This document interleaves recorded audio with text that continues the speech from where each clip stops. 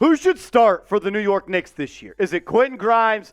Is it Josh Hart? In today's show, we're going to break down the idea of both of these guys being in the starting lineup. We'll take a look at some stats from last year. We'll talk about the playoffs. We'll talk about the regular season. Then at the tail end of the show, I'm going to give you my opinion. But first, I want to hear from you on Knicks Now. I'm your host, Marshall Green. Let me know who should start for the New York Knicks this year. Is it Quentin Grimes? Is it Josh Hart? Type the initials of the guy that you're rocking with down in the comment section right now.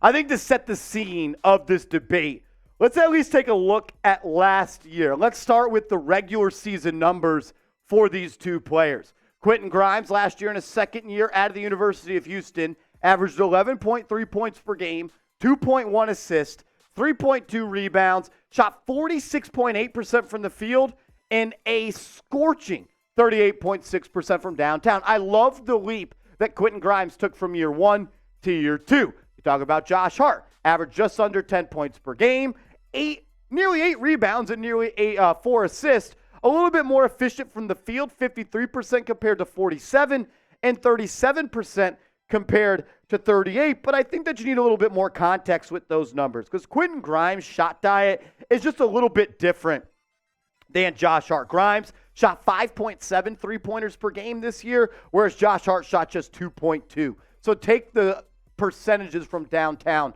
with a little bit of a grain of salt. Let's talk about the playoffs, though. That's where I think that we saw a little bit of why the lineup of Josh Hart and with the starters could make a little bit more sense. Number one, Quentin Grimes really struggled in his first playoff appearance with the New York Knicks. Was dealing with a little bit of an injury, but I'm not going to give him a pass for the injury, but I'm also not going to write him off because of the lack of success he had. In my core of basketball beliefs, I think Quentin Grimes is a winning basketball player, and he could be in the starting lineup of a team that's competing for the Larry O.B. Only averaged 5 points per game, though, and was not efficient at all, 30% and 24% from downtown. Whereas Josh Hart had some really good games in the playoffs. He was good against the Cleveland Cavaliers, and he had a couple of good games against the Heat. But it was the three-point percentage, where it's at 31.3%, where he was just unable to be an efficient enough shooter to keep the defenses honest. And honestly, my concern with Josh Hart starting over Quentin Grimes is the difference in three-point shooting, which makes the floor balance difficult for the New York Knicks. Because we saw both these guys get chances at being a starter again in that series against the Miami Heat. You saw Josh Hart be the starter in the start of that series. And you saw when defenders would be guarding him in that corner, they were helping off. They were daring the Knicks to throw it into the corner for Josh Hart to shoot, which meant that when the Knicks would drive, whether it be Brunson, Randall, or R.J. Barrett, they would be met by a help defender, and they would be helping off of Josh Hart's man in the corner. Whereas when the Knicks inserted Grimes back into the starting lineup, you saw that help defender in the corner have to play more of a denied defense, which opened more of a driving lane for Brunson, Randall, and R.J. Barrett. I just think the floor space is a little bit better with Grimes compared to Josh Hart. And a reason I think that Grimes, I told you I'd tell you at the end of the show who I wanted to start. If you can't tell by now, maybe you should listen a little bit better. I think that this is very important. NBA University, and a great account on Twitter, give them a follow, put this out there. The New York Knicks, Toronto Raptors, and Philadelphia 76ers all had 2 players in the top 16 most double-team players in the NBA. Jalen Brunson was double-teamed the 8th most on 31.2% of his possessions, while Julius Randle was double-teamed the 3rd most in the NBA at 34% of his possessions. Why does this matter? Because if you are being double-teamed, that means somebody is open, which means you're going to have more catch-and-shoot opportunities from deep. And honestly, we'll show you the stats in a second, Quentin Grimes is a much better three-point shooter than Josh Hart. But it's not just the fact that those guys get double-teamed. The Knicks' bread and butter on offense is drive and kick. And a lot of those times, when you drive and kick, it ends up being a corner three-point shot. In fact, the Knicks attempted the 2nd most corner three-pointers per game, right behind the Dallas Mavericks. 10.2 corner threes per night, and they knocked them down at 38%, which is a solid number, but it's below the Mavericks, and it's below the Celtics, and it's below the Suns. So if you have more open corner threes, and you have more drive and kick threes, and more passes out of double team for threes, you want the person that can knock those down at a better clip. and it's Quentin Grimes. You look at the advanced shooting stats and defensive rating for Grimes this past year in 2022 and 2023.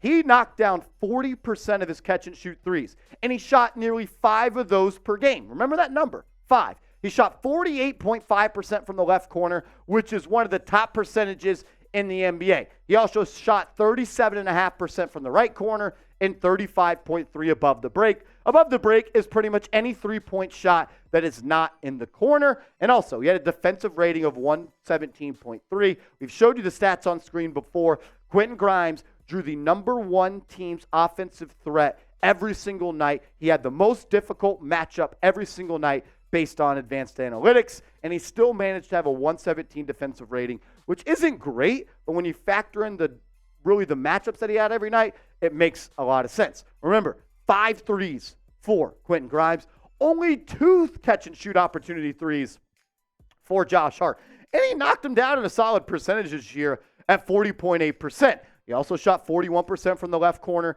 and 39.4%. But when it's not on the, I would say, rate that Quentin Grimes does it, it's a little bit less impressive. Also shot only 34.8% everywhere else on the three-point line besides the corner, and the defensive rating for Josh Hart is a little bit different. Overall, Josh Hart only shot 2.2 threes per night. I remember I tweeted out let's take it back even a step further. When the Knicks traded for Josh Hart, I think I was the loudest person in the world saying I loved that trade and it was a win for the Knicks. But after about 10 games of the regular season, I said I wanted to see Josh Hart be more aggressive, stop passing up shots. And people told me, Marshall, stop being a hater. He takes the right shots and he makes the right passes. Well, we saw in the playoffs, with him passing up open 3 after open 3, it actually had a negative effect on the offense. So I like the fact that Grimes is more willing to take those shots. Let's transition from that to some more advanced analytics. So on that top row, we did it like this. We went and looked at the minutes played, offensive rating, defensive rating, and net rating of the 2 lineups where you just take out Quentin Grimes and put in Josh Hart. So on the left-hand side, you have Jalen Brunson, Quentin Grimes, R.J. Barrett, Julius Randle, and Mitchell Robinson. Of that 5-player lineup, those guys played 526 minutes together in the regular season. They had an offensive rating of 123.8, which is one of the highest in the NBA. They also had a defensive rating of 117, which is not that great. And they had a net rating of 6.7. Anytime your net rating is in the positive, that is a good thing. I guess that's on the right. That's on the left side. On the right side, you see Jalen Brunson, R.J. Barrett, Josh Hart, Julius Randle, and Mitchell Robinson's numbers when they played together. There wasn't much of a sample size in the regular season. Only 11 minutes played, but they had an offensive rating of 100, which is not all that good, but a stellar defensive rating of 81 and a net rating of positive 19. Not the largest sample size, so let's focus on the playoffs where both of these lineups played a decent numbers of minutes together. That Brunson, Grimes, RJ, Julius, and Mitchell Robinson lineup played 86 minutes together in the playoffs. Offensive rating of 106.4, defensive rating of 93.6, and a net rating of 12.7, a positive 12.7. On the flip side, Jalen Brunson, RJ Barrett, Josh Hart, Julius Randle, and Mitchell Robinson played 75 minutes together. Their offensive rating was higher than the other team of 120.3, but shockingly, the defensive rating was way worse, and they had a net rating of minus 8.4. So all those words in advanced analytics, what does this tell you? That Quentin Grimes is a better fit in the starting lineup. And I'll go on to say this. I believe Josh Hart fits better with the bench unit. I think the energy, the ability for Josh Hart to just come in and be a havoc creator and affect the game in a multitude of ways, diving on the floor, catching a ball off the glass and a rebound, going coast to coast, and being more of a facilitator fits what the Knicks need off the bench, whereas the starting lineup needs a spacer in Quentin Grimes. They need someone that's willing to take open threes, that draws defenses out more onto the perimeter. And I think the NBA teams respect Quentin Grimes as a shooter much more than they do for Josh Hart. Also, if Josh Hart starts, that makes the backup power forward position that you guys love to talk about a bigger problem than it already is. Because why? the Knicks are going to use Josh Hart at the backup 4 position. So I'm going to say I believe Quentin Grimes should start. And I believe he will start. But we asked you at the start of the show to pick one of these guys to start. We went through all the analytics, everything you need to know about these two guys. Has your answer changed? If you want to change it, do it right now. Pick one to start, QG or JH. As always, you can follow me over on Twitter at @MarshallGreen_. I'm tweeting about the Knicks all day, every day, and I want to follow more Knicks fans on Twitter. So give me a follow and send me a DM, and I'll give you a follow back.